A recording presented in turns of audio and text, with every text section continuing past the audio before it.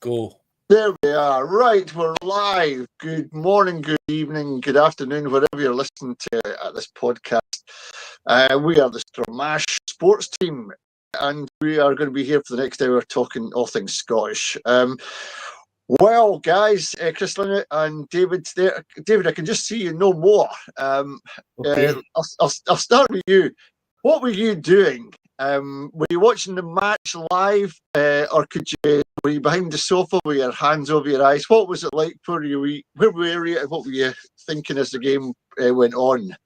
I was at home. I watched it live with my younger son and his pal. They're both about 17. I was in trepidation until I heard Flower of Scotland, and I said to my son, "Oh, this is it. We're doing this. We are definitely doing this based on that song." And my son's pal said to me, "Who's going to score the first goal?" And I said, without a doubt, the King of Naples, McTominay. Little did I realise 3 minutes later, the boy delivered. Unbelievable. 3 minutes. I know, 3 minutes. And the height of that, I believe it's 8'3", 1.7 seconds hanging time for those people that like into that stuff, is incredible. And then after they equalised, the same laddie said to me, "What's happening next?" I said, "Shanklin comes on, scores a goal and signs for the Huns." Oh, sorry, I shouldn't say that. Signs for the Rangers, sorry. He delivered the first bit perfectly. I have to say, perfectly. I wait to see what happens with the second bit. And then they equalised again, and the laddie said, "What's happening now?" And I said, I don't know. But those 8 minutes at the end of the game, nobody could have predicted that, I don't think. Not in a million light years. No. Chris, what were you doing, mate? What were you watching with your dad downstairs? And did any crockery or any furniture get broken as the equalising goal went in? I think everyone was getting rattled in my dad's house. I was actually my partner's over in Cumbernauld, so I was more subdued, to be honest, because I just thought we'd been given a lifeline, and I thought, it's absolutely. good. But essentially, Scotland I was just thinking we have to come out the traps. This waiting to go 2-3 goals down, you can't. That's only going to last so long, and obviously we get suckered by Greece. So I was very much. I had my doubts. I'm not going to lie. Oh, well, from my perspective, I had a 50-screen telly. Right, that's what we've got in our front room, and my nose was up to it. I was just watching it. And it's bizarre because I've seen other YouTube clips and guys on TikTok doing exactly the same. They couldn't sit down, they were just up in there, and I was shouting at the referee, blow your whistle, that was, and my wife was laughing her head off. She goes, "I can't believe you. I'm a game of football." And I'm saying, "You don't understand. This is Scotland," She couldn't get it. But then, I realised that when that second goal, that equaliser went in, I was a bit like you, Chris. I went flat as a pan. You're not on YouTube. Listen, guys, apparently we're not on YouTube. So, Chris, can you come a wee look, see what you're doing? I'm just about sure we are. You'll hear a wee bit of sound disturbance, but yeah, no, we are. What they need to do is, well, obviously, if they were listening to us, then that would be it. I'm just checking. I think we are as well. We are. I'm getting messages. They need to go to Stramash and click on the screen with the saltire on it. No, we're definitely on. Yeah. So, Frank, if you're Days your tell, I'm sure you heard that. I'm not. He'll have to do it himself because I'm busy broadcasting. And this will be, you can watch it after because it'll be there after we're finished as well. Where was I after that? Yeah. The emotions of that, David, were just that ripped us apart, and that's what I think it meant more at the end for us, didn't it? The 2 goals, the 2 wonder goals. Absolutely, Tierney smashed one in. I thought that's enough, and I'm screaming at the Kenny McLean, just take it to the corner, take it to the corner, take it to the corner. What did I know about football? Absolutely nothing, because the guy just produced a strike that will make him immortal, in my opinion, forever. Yeah, I heard James McFadden, Faddy with his wonder goal against the French in the I think it was the Parc des Princes or wherever they play the football. And he says, I'm quite happy to relinquish my goal as the best ever. In fact, there's 3 to choose from now. 3 wonder goals. And I almost feel sorry for Shankland, because he had a tap-in. But that tap-in was crucial at that part of the game. Yep. No tap-in, no party. Yeah. But the whole point of the tap-in is that, like, if you watch the goal back, like, he was standing shoulder to shoulder with Schmeichel, and Schmeichel blinked first and went, and Shankland just stood there. Literally just didn't... instinct, just, I'll wait. And obviously, in a game where the other 3 goals were absolute world beaters, it'll not get talked about much, but I think that was actually... I was in Morrison's last night, and Steve O'Donnell was there. But I thought, no, he's in with his Wayne, you know, and I thought, nah, the guy's busy, but I'd love to have just did a quick... Yeah.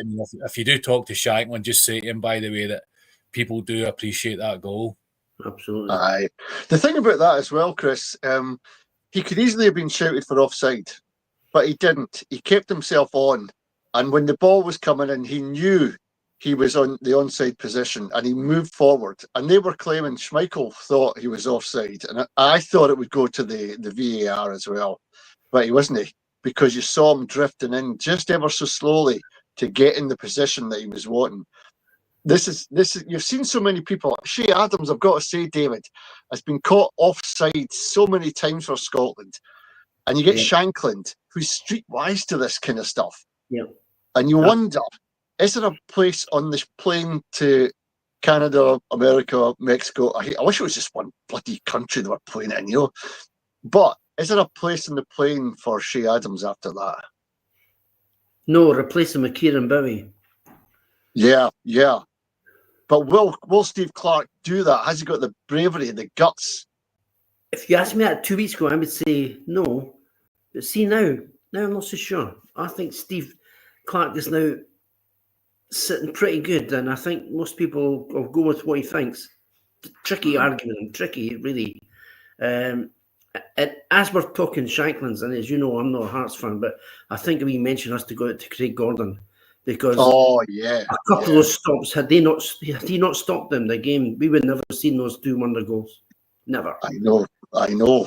Superb stuff. And we were all debating last time. I mean, I was the only one that said put Scott Bain in because he'd had match practice. His clubs are hot. But look at the way he came back. Take your hat off to the big guy. Absolutely. Man alive. The third goal in Greece, we've got to talk about Greece because that was a game before. That seemed to be a game, like a game that we should have done better, Chris. We missed a hell of a lot of chances. And again, we've got to come back to Shea Adams and his waste. He butchered about 3 chances that I'm telling you, Shankland would have scored 3 of them. He would have. Well, it's like, that's bad enough. I mean, the one, certainly, you know, the shot where it should just have been passed either side of the net easily. And then after that, you could see that, unlike the top players, you could see it was still in his mind because he came into a similar position. And then he's like, oh, no, I'm not taking responsibility, and tried to pass it. But even for the start of the Greece game, if you, like, a minute and a half in, there's one of your defenders facing their own goal, going nowhere, and Shea could have just, you know, shepherded him and tried to get the ball. You know, he nudges him, you know, without knowing whether the ref's whistle happy or whatever. A wee nudge, then all of a sudden that defender gets out of jail straight away, you know. And it's that sort of naivety, not waiting to sound out the ref. And but that guy's facing his own goal anyway. He's not going anywhere. He might make a mistake, you know. And it's just exactly things like that. And then a header come along later in the game where he didn't even put it across the keeper. He puts it past the left-hand post, and you're like, mate, if you did nothing else, the ball should be going across the keeper. You know? Aye, that's. I mean, I played welfare football when I was a lot younger, and if these chances came along, guys were taking them all the time, easy. And you know, he's a professional guy. He should have an instinct, David. He should be, and I think that's what Shankland has. He's got a striker's instinct. Sure, you know. Yep. But I don't think Shea Adams has. I honestly don't. I don't know what kind of role he's going to be playing in a winning Scottish team. Yeah. I think if you blindfold Shankland at that corner, he would still score that goal. Aye, exactly. He just knows. There's another story come up, by the way, and this is Harvey Barnes. I'll run it past both of you. I'll tell you, after I do that, I'll tell you where I stand in this.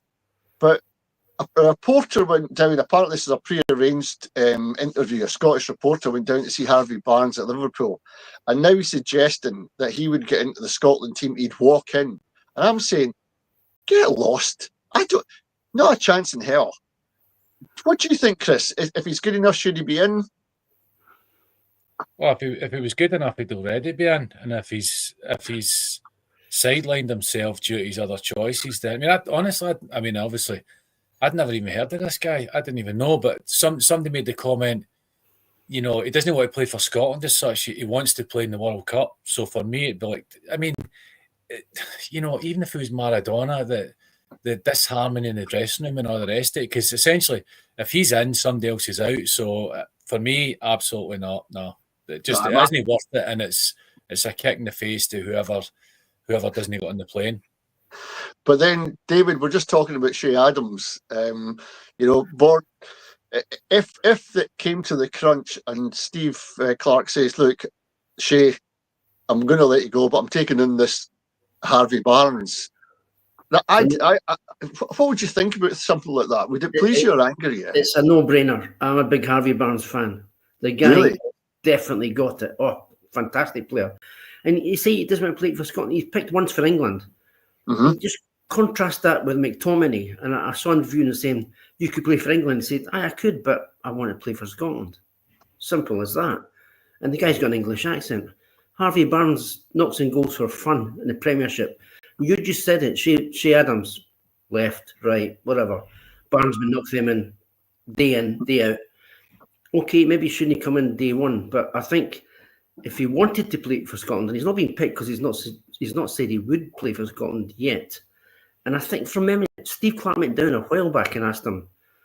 And at that point, he played once for England, and I don't really think he's good enough to play for England given their striker situation. But why would you not want to play for?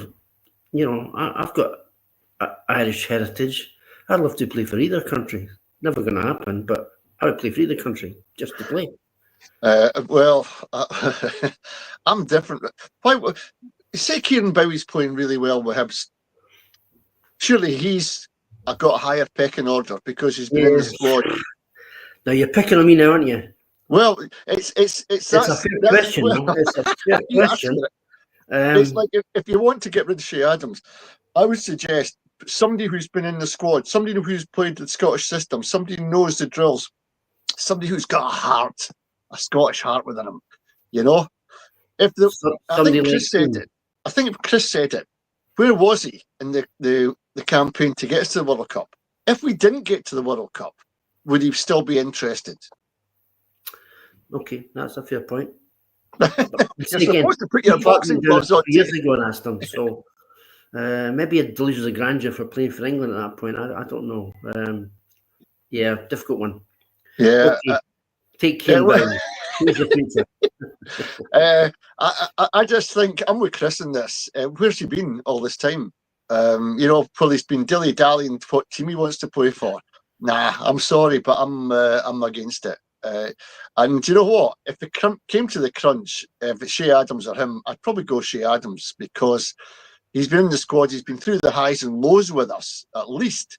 Harvey Barnes hasn't. He doesn't know the highs and lows, And he should have came closer to us if that was the case. I don't know. We've got to speak about the wonder goals at the end. You mentioned earlier, David, 8 foot or something that McTominay. Wow. Do you know this? There was a TikTok thing came through, and it was an Italian fan, and they were all cheering for Scotland. This is how far and wide this has gone. The Napoli fans are going mad because it's hit their man, and he's up there in the air, and he's done the same thing for Napoli. So it's not the first time he's done this. He's done it before. I'm fortunate to have Italian. I've got Italian satellite dish because my wife's Italian, and I see him play a lot. And he's not called the King of Naples for nothing. He's got a pasta named after him. He's got a street named after him. I've seen fans say, "Thank you, Scotland, for giving him to us." Don't think we did give him to us, but Man United. But the guy is just unbelievable. I mean, you wouldn't bet your house against that guy scoring. You'd certainly wouldn't. To be honest, Chris, I didn't have him down as my first scorer. I thought if anyone's got a chance, McGinn maybe, or Lyndon Dykes. I was thinking maybe that's where it might come from. But my goodness, that was acrobatic. I don't think they were expecting that to go net bound. The defenders just backed off a wee bit. That's all they needed. Yeah, absolutely. I mean, exactly that. Carbon copy. And I mean, the one negative thing I would say about McTominay is that in Maradona felt this pressure as well at Naples. It's just pressure that, you know, even a guy like Maradona just had never known before. So I'm hoping that doesn't get to him, you know. But for such a big guy, he's the control that guy's got. It's like the ball will be somewhere and there'll be 2 or 3 defenders, and somehow he'll just come out the other end with the ball. You know, it's something happens, but for a big man, he's got a lot of control, and it's I mean, I remember a couple of years ago we were talking about him at centre half, and I made the point that I don't understand someone who's so gifted in a midfield front row, how he just doesn't understand he has to stand next to somebody at a corner. He's got no defensive instincts as far as being a central defender goes, and we all agreed get him as far up the pitch as possible. Yep. A, to get him away for our goals, and B, to get him where he should be, because he's an absolute genius, you know. And I don't know, but as I say, if he gets back, it'll probably be so I mean, I don't think it's any of us will ever know, but the constant adoration and just maybe enclosed. But yeah, he's got, you know, it's good to have him on board for the World Cup, that's for sure, because he can score goals whenever he feels like it, I think. I'll tell you one thing though, David. We the guy across the ball from Ben Gannon Doak was skinning Doggo alive. He was tormenting them. And it was such a sad sight to see him go off with a hamstring injury. But it's good that he went off at this point because, well, Kenny McLean came on, you know what I mean? And we were thinking, this is a poor man's substitute. Well, I thought that. Personally, I thought he'll not keep Dogu at bay. He'll not challenge him. He hasn't got the pace. He's 33, I think. Yeah. But, you know, Kenny McLean's got an instinctive player's brain. You remember against Norway, he just passed that ball in past the goalie to win the match there. And again, he done it left peg, woof, into the top. Oh man, that is a hard thing to do. So 2 things there. Ben Gannon Doak absolutely proved his Scottish credentials in the short time he was on the match, and on the other hand, Kenny McLean showed why he's in the squad as well. Yes. I feared when Doak went off that it would all fizzle out because he was providing the ammunition. Had he stayed on, we might have scored more than 4. Yeah. Could easily have scored more than 4. But okay, he's off. He's fair enough. And I've not been a Kenny McLean fan up till now, but crikey, I am now. What a performance. That guy's got some credentials of scoring incredible, important goals for Scotland. Yeah. I mean, who scored more than important goals than him? I don't know. Well, John McGinn scored a few. John McGinn scored a few. Yeah, it's a bit maybe a few ahead at the moment. But I mean, it's that calmness. It's that thing, you know, that there's 60,000 and a huge audience in television watching. He could have, you know, he had a shot to nothing, let's face it, Chris. Yeah. But it went in the goals. He's immortal now, isn't he? I think he takes it to the corner, like I'm shouting it, and sorry, Chris, he takes it to the corner, I'm shouting, and we win the game, Kieran Tierney. But he didn't. So he now takes the shot, scores, and as you say, probably immortal the rest of my life, maybe longer than that. Aye. Chris, what that was? I'll bring Chris in because, Chris, halfway line, what would you do? Would you just take it to the wing or would you have a pop? If I could make it to the wing, I would absolutely. I mean, I've scored a goal for the halfway line, but it wasn't against Schmeichel. But maybe he's fairer.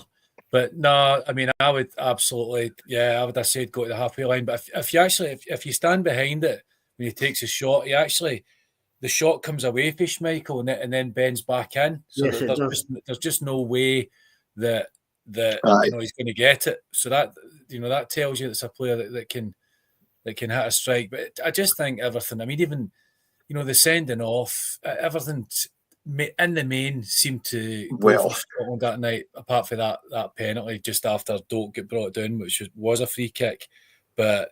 It just all went well. And I mean, Doak's skill as well. You could see when the ball came to Doak in the right wing there, he was pivoting before the ball even came to him. He knew what was happening next. He was already 2 or 3 moves ahead of that, and that's good for somebody so young. So yeah, I mean, don't know what sort of role McLean will have in the World Cup, but it's absolutely great to have him there.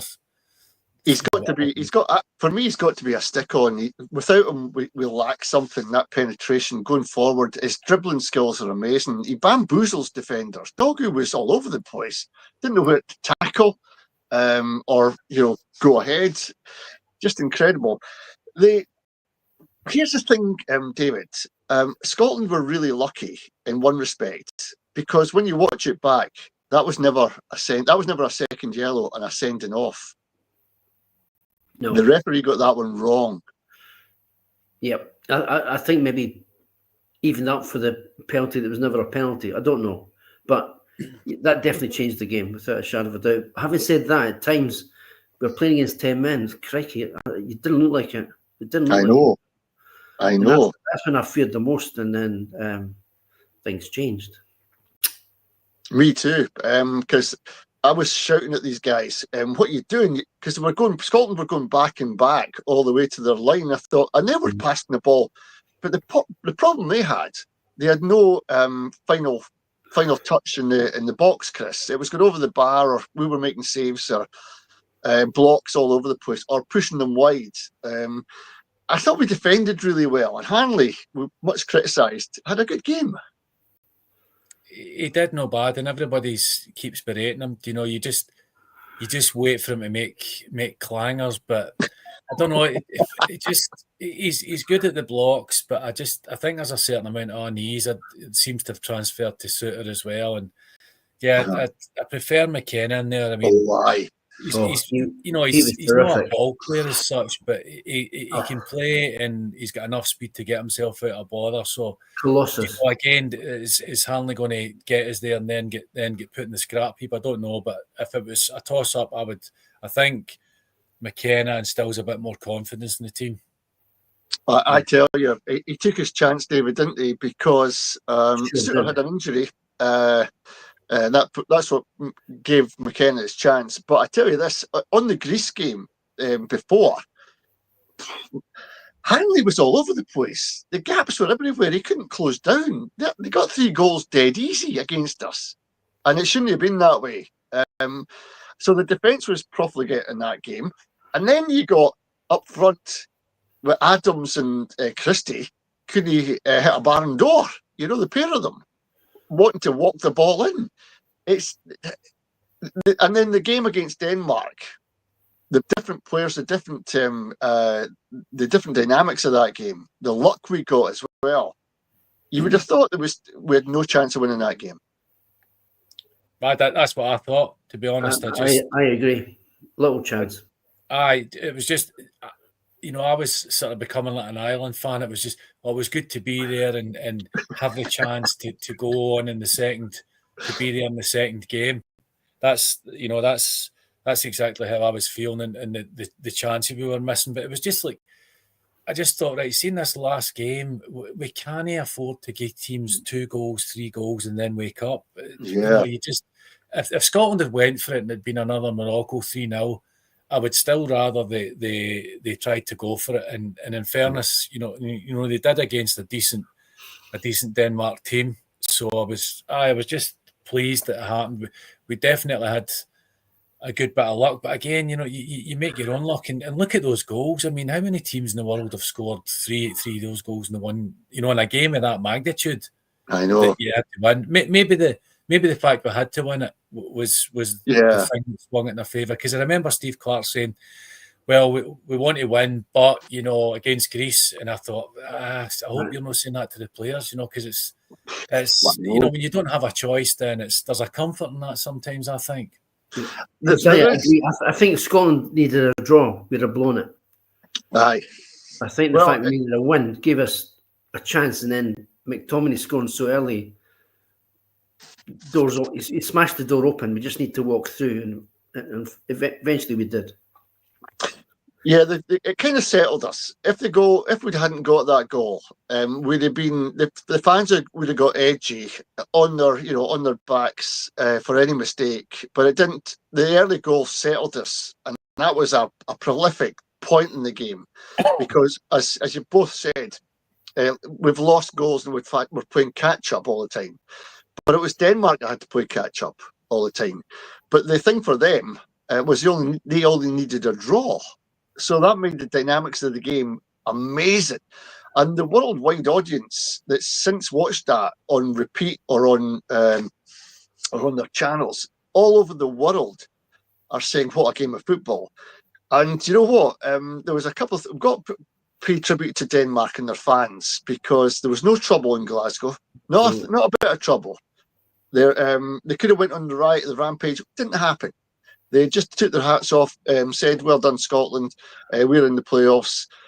Away they went. So hats off to the Danish fans that came over and went away again. Hopefully not too disappointed, but I'm sure they are, because we would have been as well. But that's the way it goes sometimes. When we're looking ahead, Steve Clarke, he's now King Clarke, after that victory. But is he the luckiest manager alive? Because that sending off, it could have went with 10 men. We saw them playing a game of football against us. With the 11, we would have been under the cosh big time with a pivotal player they had sent off. Is he a lucky manager?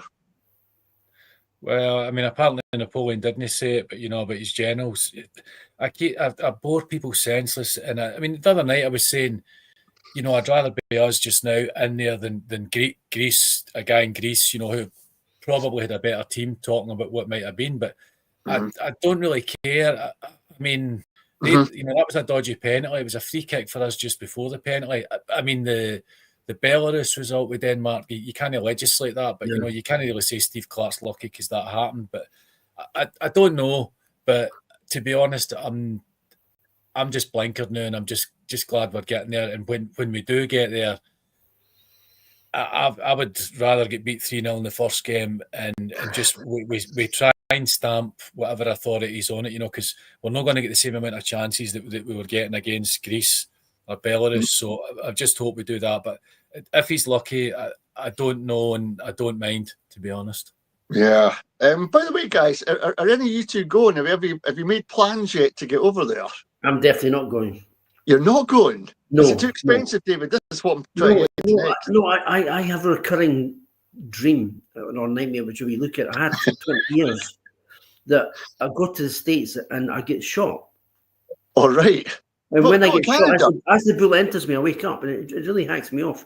And I said, the only reason I would go to the States, and I don't know, maybe I shouldn't say this, but if my son's a golfer, and I said, if you ever end up playing in the Masters, I'll definitely go to the States.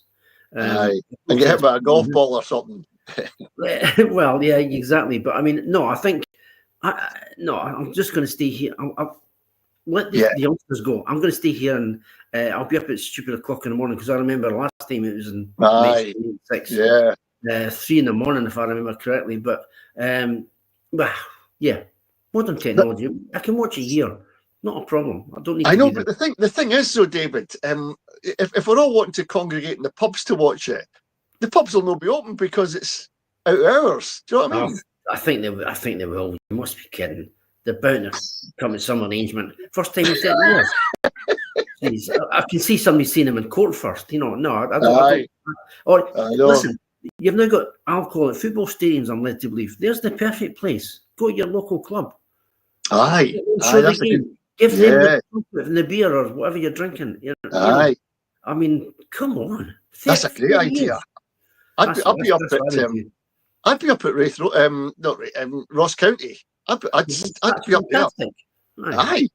in their clubhouse. Imagine down at Tynecastle, Shankland's playing, it'll be mobbed. Oh, I know. What about Kieran Bowie and Shankland in the same team? Hanley. That'd be amazing, wouldn't it? That'd be brilliant. Good for Edinburgh, but I mean... listen, if it's I don't know where Scotland are going to be based. It hasn't been drawn yet. But if they're in Canada, if we get a Canadian, a couple of games in Canada, I'm going over. But like you, I don't fancy America, to be honest. No. I quite fancy Mexico. That'd be quite good. But the US... I believe that Mexico, you can just stroll straight in with a British passport. Not quite so in the States. So I think where the draws will determine where the bulk of the fans go. But I think there'll be an awful lot of people there. I really do. Aye. Who would you fancy in the group? Anyone. No, but if there's a glamour game or just a fantastic matchup, Scotland, their fans and their fans, or something like that, who would you fancy? Canada. Lots of Scottish people in Canada. I'm telling you. But what about that outfit that dumped Jamaica? They would be good. Haiti are in for the first time, 56 years or something. Wow. That's amazing as well. I fancy Brazil. Give us them again. I've been there and done that. Nori, come on. I know. Been there, tried that. No. I know. But this time we'll get revenge. You've got a better team, you know what I mean? We've got the luck. It's our time. The stars are aligning. It's time for a small country to win the World Cup. And I think that wee country is Scotland. Why not? I know, why not? Exactly. Because the VAR is going to be really important in this. And it could work for us and it could work against us. I think it worked for us against Denmark. I think we're very lucky with VAR.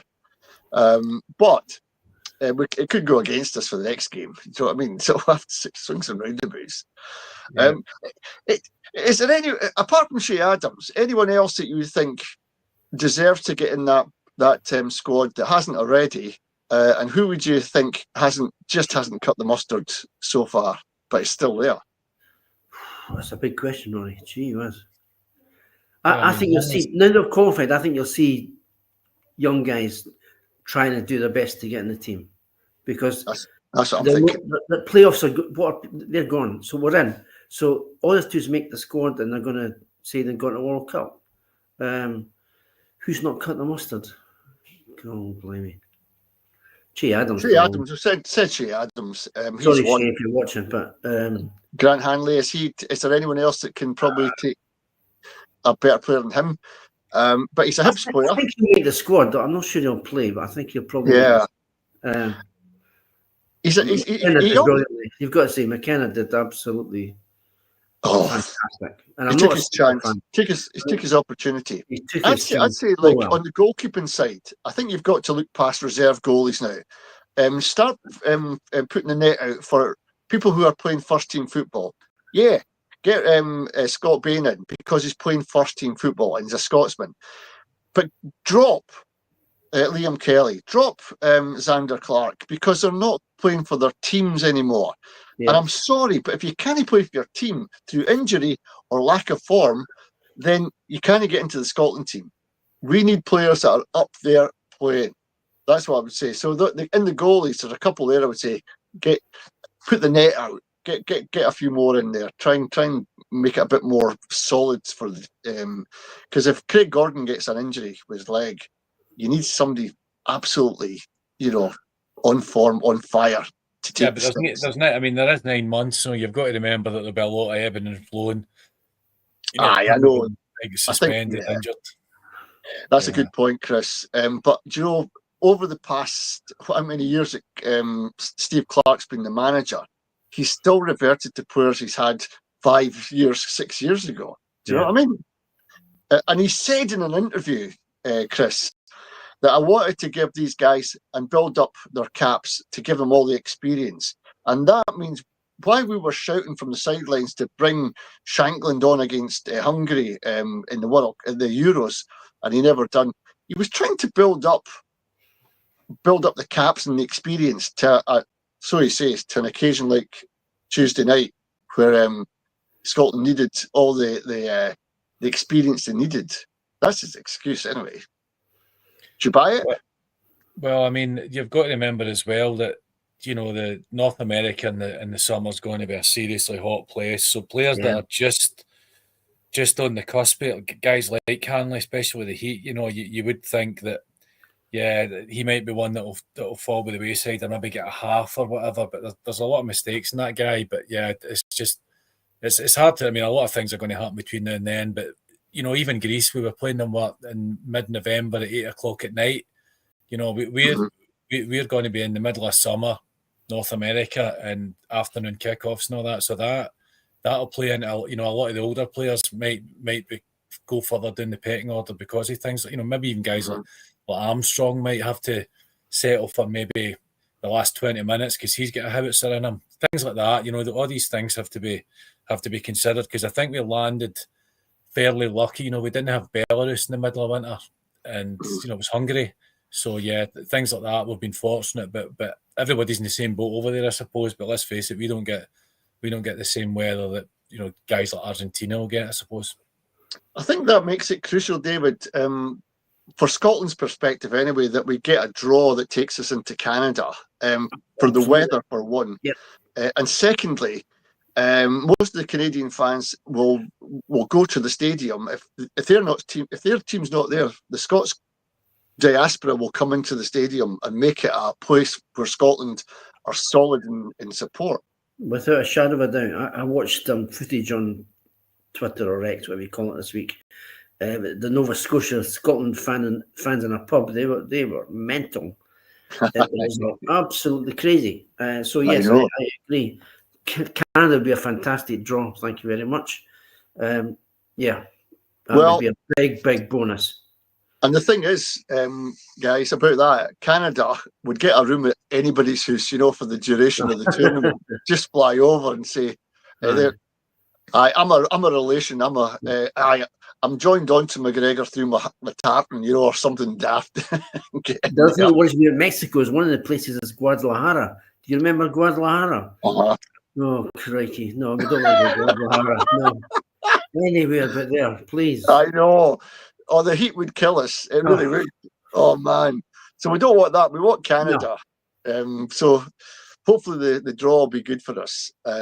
Listen, let's get on to rugby because Scotland have played 2 games so far. 3 games. 1-1, lost 2. But the way we lost to Argentina, I don't know if any of you saw it. I was watching it. I always do. We collapsed within, a 20-minute spell.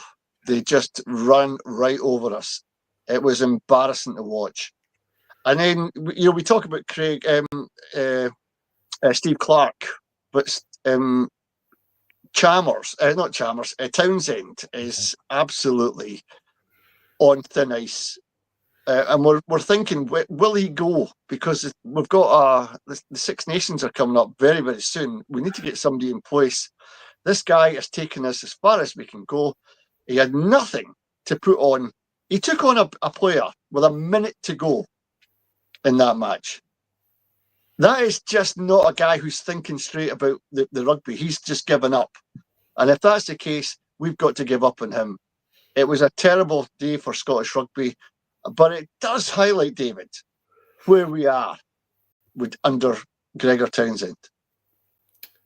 I agree. I think he's had his day. Having said that, Nori, if you'd asked me 2 weeks ago, I would have probably said the same about Stevie Clark. But I don't see a miracle result coming out of the Scottish rugby team anytime soon to save that boy's bacon. And I think time for a new groom. I think the thing, Chris, is with manager speak. We haven't beaten New Zealand ever. And we got beaten. We had the best chance. Had 3 players sent off. That's a 10-minute in the sin bin. So we've got 10 minutes to do a bit of damage. Couldn't do it.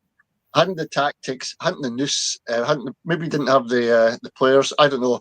No, I think we've got the players. But it wasn't there. It wasn't there. And the substitutions weren't made to give the boys that were on a bit of respite and bring the new guys on with a bit of gusto, because that's what happens in rugby these days. The reserves can win the game for you, and we're still to play catch up. But what he said was, "Oh well, we played well, but we'll look forward to the next game and we'll learn lessons from this." And everybody says, "No, that's the hand. This is the script for every game, Gregor Townsend." And the fans are getting fed up. Is he not just signed a new contract? But he did. But it's on. I think it's on a rolling thing. So how many games you win?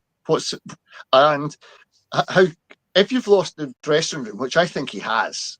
You've got to go. You've got to move out. And clear your desk as soon as you can, mate. You've made a good fortune out of Scottish rugby and the general public. Just move over. Come on, do the decent thing. Got Tonga this week, and that should be a win for Scotland. There's 50 caps for a couple of players. That won't mean anything. We have to win this game, and if we don't win it, we're back to, I think we're 12th or 13th in the world from 6 all the way down. It's embarrassing. And the Six Nations are coming up, Chris, and nobody's got a bet on Scotland doing anything but coming maybe for the wooden spoon with Wales. Well, in a bad way. Finn Russell's no spring chicken now, and with the type of rugby he plays, it's high risk, so that they are the sort of tightest of margins. So he'll be heading off into the sunset at some point soon, because he's not the sort of guy that's going to dig in and win you a game like that. So yeah, there'll definitely be a changing in the guard. Whether that's the manager, I don't know. I remember a game we were playing Scotland, David, and we were getting hammered in the first half. In the second half, we came back and we were in the lead, and they got a late try to equal. And Finn Russell was interviewed at the end, and he was saying, "What was the message from Gregor Townsend?" No, we threw that out the window. We just done our own thing, played the space in front of us. Is that right? Really? Yeah. Right. And weeks after that, Finn Russell was and Gregor Hogg as well, I think, were taken out of the team because they were had a few drinks too many. It was just rubbish. They were trying to get something back on Finn Russell. Know your place. You can't say that kind of thing, or to the press, but he did. And Finn Russell's skill and his popularity meant that he's pretty much, if you leave him out of the team, people are asking questions. So Gregor Townsend couldn't manage that either. You either give the players something to take onto the pitch and play with, and give a dimension, or you don't. And I'm afraid if he's still in position by the time we come back on air next week, I'll be amazed. I'll be surprised. I'll be very surprised. I'm not a fanatical rugby fan. I do like watching it, but my recollection is Townsend as a player didn't he quite cut the mustard, and I think as a manager he's just exactly the same. I think so. But we've got a game on Sunday against Tonga, who have been the best visitors. They've been in the Parliament. They've been singing Flower of Scotland. They're a fun lot, but they're serious about their rugby. And they suffer, these Polynesian islands, they suffer because Australia and New Zealand cherry pick the biggest and the best of them. Indeed. Anyway, so... I thought you were going to use the C word there, Nori. Aye, yeah. Colony. That's the word. Yeah, exactly. Anyway, the mundane thing though, Chris, we're back to Scottish football and all its warts and all this weekend, and there's games to go through. And I've lost track of who's who and what's what because of the Scotland thing, you know what I mean? But Dundee United are playing Falkirk.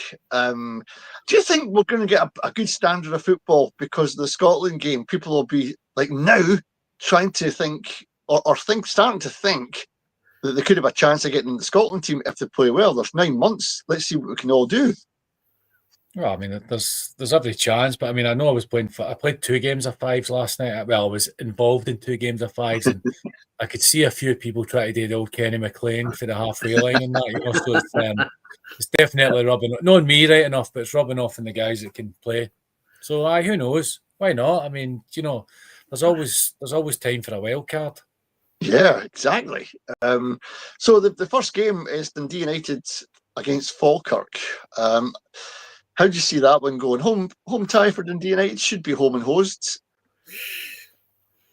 Who are you asking? I'll go for you. I'll go, Chris. I'll go you first because your face is like contorted. I was just thinking back to last night's game. But no, I keep saying it, anytime anybody's daft enough to ask me, I think Falkirk, I don't know if they'll end up in top 6, but I think they're a great team, and they're certainly a Premier League team. So I could see them getting a result here, maybe a 1-0 result. Really? Even though they're away. Yeah, even though they're away, I think they could. Wow. David, what are you thinking in this one? It wouldn't surprise me, but I think they're easily capable of a draw the way they're playing. Yeah, I think, I think so. I think it's easily, and Chris could well be correct. I saw them 2 weeks ago. Is it 2 weeks ago we saw them? Yeah, I think so. 2 weeks. Falkirk were playing, and I think they beat. Who they playing? I can't remember who they're playing, but it was a good game. And they played really good football. They've got a real good structure to them. John McGlynn's a good manager. He's and he knows his team. He knows how to play. And there's more than one way to win a match, And I think he's kind of found out that he's got all the options to win these matches. So I think they'll get a draw. I think it'll be a draw. I think Dundee United have got a good enough team to hold them to a draw, but it's going to be a draw. Hibs have got Dundee. That on paper, David, that's a certainty, isn't it? That's a banker. Well, you think so, but as a Hibs supporter, that could be a banana skin. But yeah, I would expect Hibs to win by a few goals. I like to think so. But is it a but? No, they're going to win. He's going to score a couple because he needs the goals to get into the Scotland team.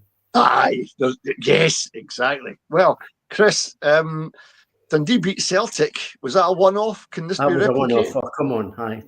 Yes.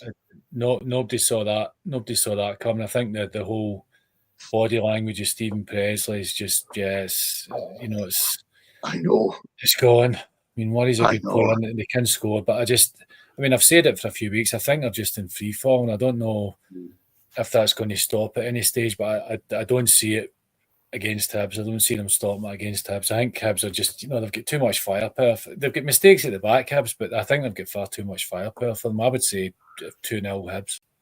I'd love to see Kieran Bowie play some great football. I really would. Just put your hand up, son. Just put your hand up because we know you're good. I agree. I think Hibs have got the firepower. Home match for Hibs as well.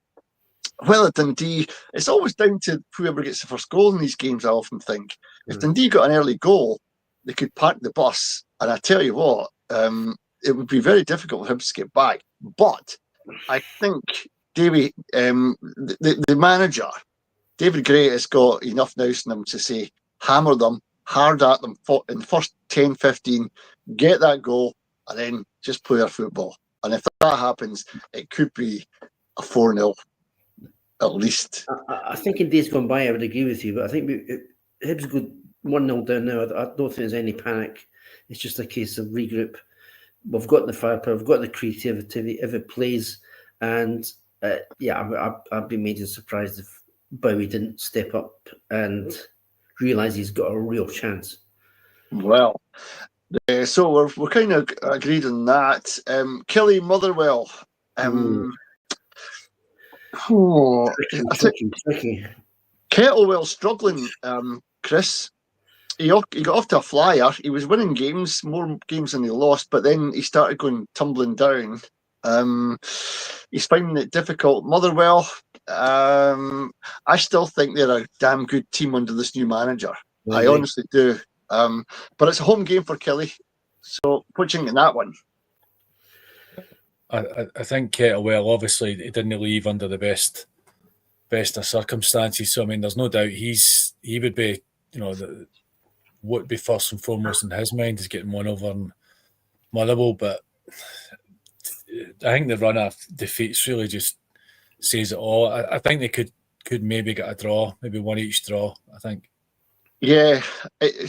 It does, Dave. It doesn't look like a draw written all over it, but I think Motherwell will win. I think, I think Kettlewell's on a wee sort of downward spiral. yeah. Motherwell are a far better team than their position signifies, in my opinion. The thing is, we've had 2 weeks as a break, and they might come back refreshed. Kelly maybe looking at a few videos, doing some different things in training. I think this could be a draw. I think Kilmarnock will try to stem the flow, and I think they'll be working hard for at least a draw. I'm going a 1-1 draw for this one. I don't think there'll be many goals. I think the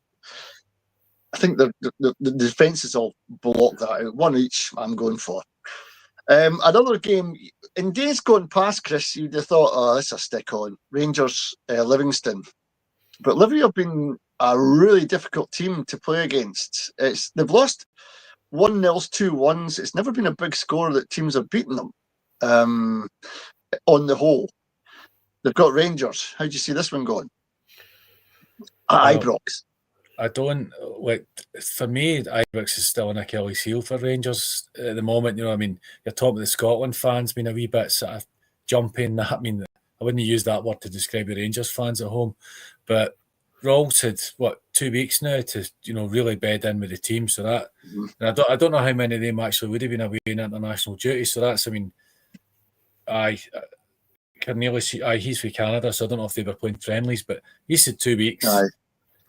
But I don't know how much, it obviously have helped them, but I could still see Livy getting a goal. I think it'll be the usual nervy 2-1 thing for Rangers, I would guess. Penalty in the last minute. What do you think, David? Penalty in the last minute. Aye. Back to Scottish football and all its disgust and stupidity. You're probably right. The referee might play a player in this. But Rangers have posted, that came through, a 14.8 million loss in their latest accounts, despite a record revenue of 94.1 million. So they've had all this money coming in, but they're still at a loss. Wow. So that impacts on the January transfer sale. Fire sale. Aye. They'll have to get rid to bring people in. And that's going to be a really big chance. And then you've got the club in turmoil again, because if other teams are steadying the ship like Hearts, they've got a solid team, then Rangers are in trouble. Aren't they, David? Yes, they have been for years. They're spending far too much money on, I would imagine, wages, realistically. But you cannot. I mean, I'm an accountant. They cannot continue funding losses through share issue. It just is not sustainable. No. And they have to bite the bullet sometime. Do they really, David? No, probably not. And another thing today was the Celtic AGM is today. I've not heard much about that yet, but that'll be interesting because they're diametrically opposite. They're dripping in gold, and I've got a relatively poor football team. There was a live stream, Chris, of the Celtic board meeting. Chimp's Tea Party. Aye, but the fans, because the fans were there with their phones and stuff, and they're going mad at the speeches coming out of the directors.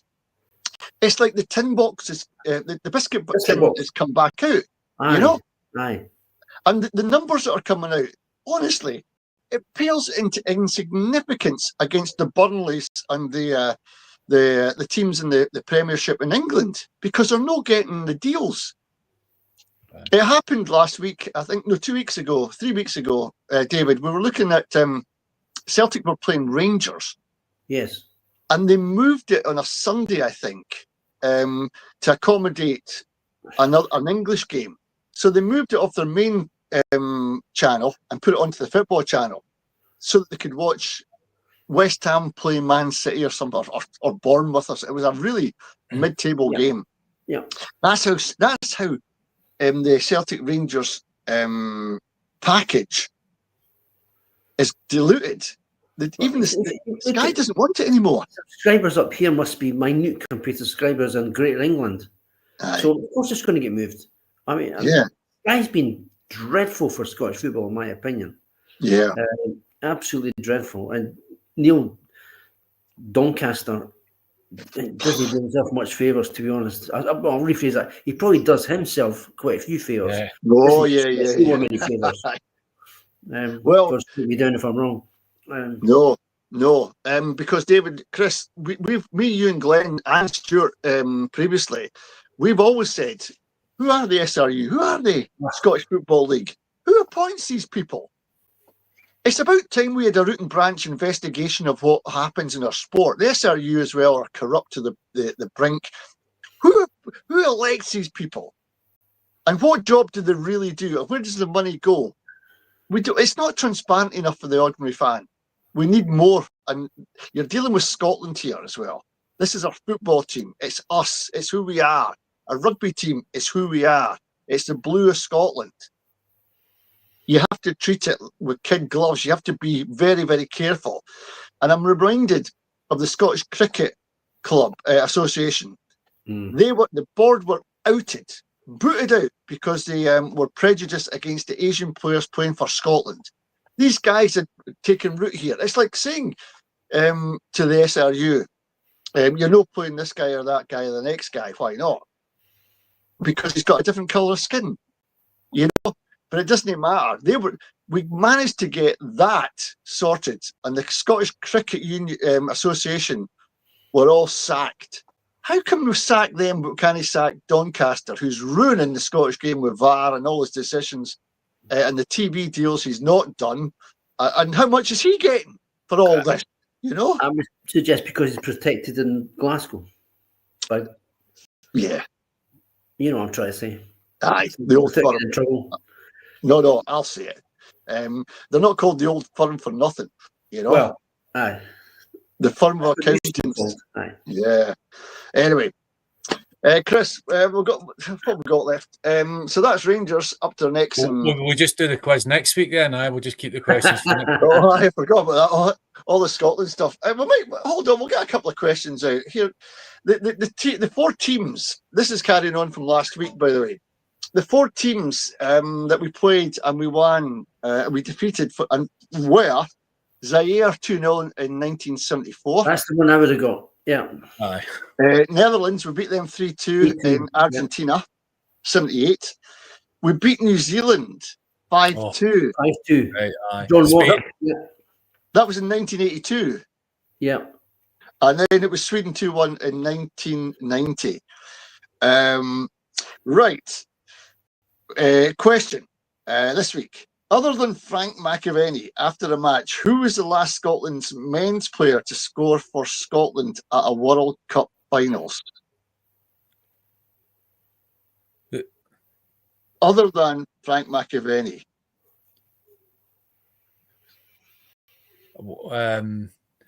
Craig Burley. Yeah, that's a good shout. John Collins.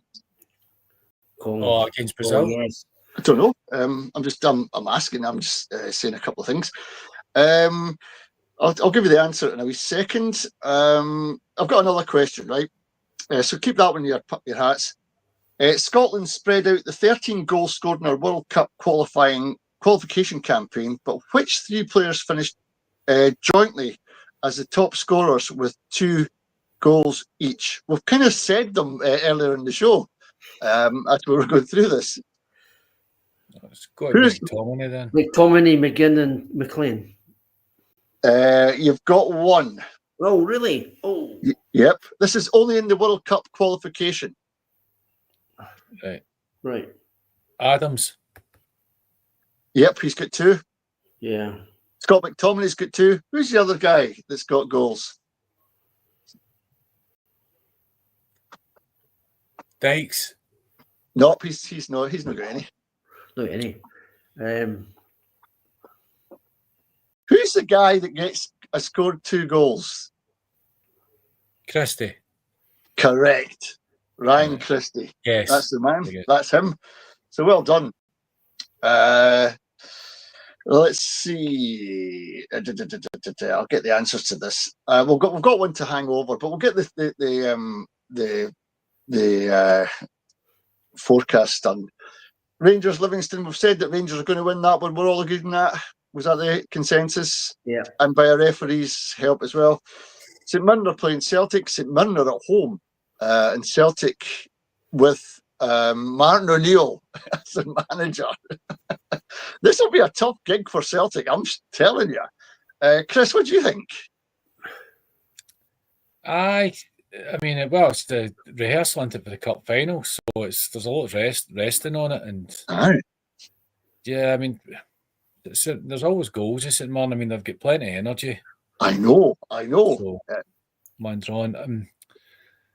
I think all bets are off. Really, see 2 weeks, 2 weeks off. It's really hard to. I think every team, you don't really know what to expect. So I'm maybe going for if you're a Celtic fan, a slightly disappointing 1-1 draw. I think St Mirren will be quite feisty. I think so as well. I think there's something in the St Mirren team. Although Aberdeen beat them in the last minute with a cracking goal, they were a doughty team, and Aberdeen, should have lost that game, to be honest. And St Mirren got a goal knocked off. They've got it in them, David. They've got it in them to score goals. I agree with Chris. Apart from the word disappointing, I'd be really quite inspired if it was a draw as a Hibs supporter. Yeah. It used to be that they would give half their stadium over to the Celtic. Not anymore. They're filling it up. That's a healthy sign. That's a really good sign. Yeah. It is a good sign. And then we've got who have we got on Sunday? Aberdeen. We've got Hearts. We've got Hearts, Chris. So that's on Sunday. Is it Pittodrie or Tynecastle? Where is it? It must be Pittodrie because Hibs are at home. Aye. All right, aye. So Hearts are flying. Aberdeen are on the way. Aberdeen are going to win. Aberdeen to stop the juggernaut. This is the thing, David. This is the thing. Aberdeen, when you least expect them, come up with a result, a game. It's that goal in the last minute. That sort of stuff is what we need. Now, Chris, as an Aberdeen fan and not a Hibs fan, wanting Hearts to win because you're a Hibs fan, how do you think this will go? Have Aberdeen turned a corner? Do you reckon? Well, what is it? We're coming into the light at the end of the tunnel. I don't know. I mean, it's just they're huffing and puffing right now, and it could all turn out well for them. But you'll guess, I'll guess, we'll all guess, but at least it's not Tynecastle, so they should be.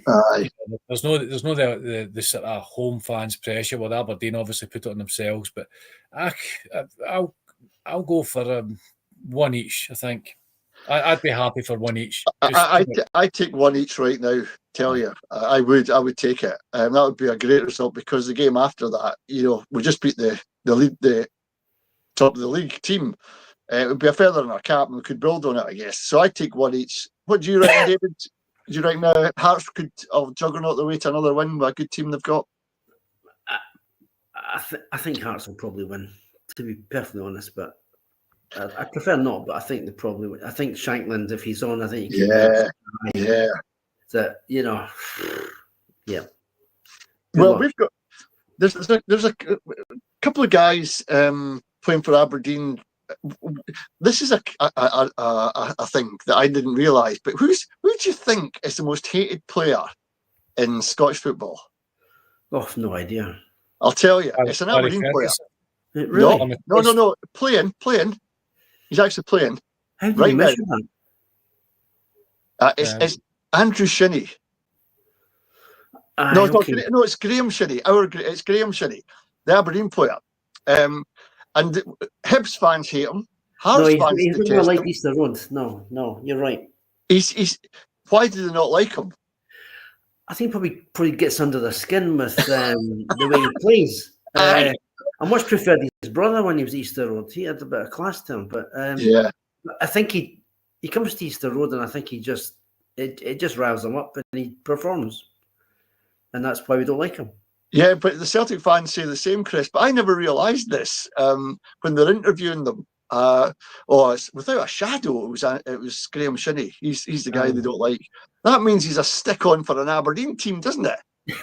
I mean, the minute somebody mentions your name, whether it's good, Aye. bad, or indifferent, that's, it was like De Gaulle and all that, president. What makes you think there's president of France? Well, you're talking to me, mate. So absolutely.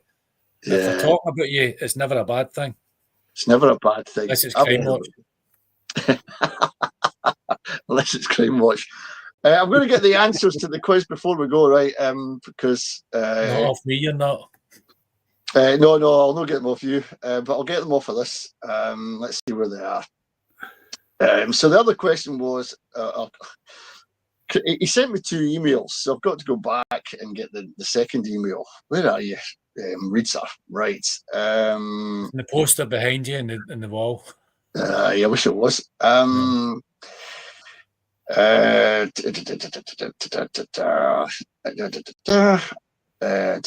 he hasn't. He sent. No, he's not. Well, we'll keep that one hanging because I can't find it. It must be one of them ones that are hanging. So, which footballer holds the record for the most appearances in World Cup matches for Scotland with 9? He's given us that one. What? 9 appearances in the World Cup. We'll keep that one hanging till next week, shall we? Okay. 9 appearances. 9 appearances in the World Cup for Scotland. That's the highest. Who was that? Keep your thoughts to yourself because we've got to call it a day here. Time has caught up with us, I'm afraid. We're a wee bit over time. But if you want to contribute to this, there's comments below, and you can share this and like it and subscribe to the channel. That would help us as well. We're trying to grow Stramash Sports. It's a tawdry. Somebody, we'll fill you in this, David. Somebody on the last show we did, somebody called us, and he was a union because it was a kind of pro-independence thing we were doing as well. He called us the tawdry, out of Tawdry. He was making a play of words. You're the tawdriest, grimmiest, rubbishest podcast there is.